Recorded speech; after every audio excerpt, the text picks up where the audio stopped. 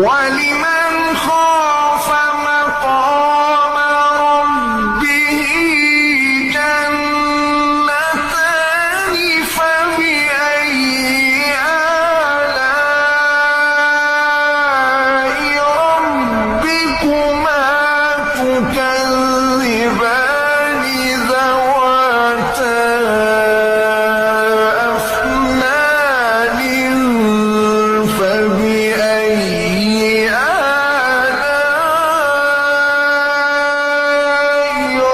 ربكما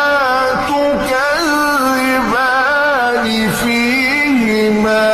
عينان تجريان فبأي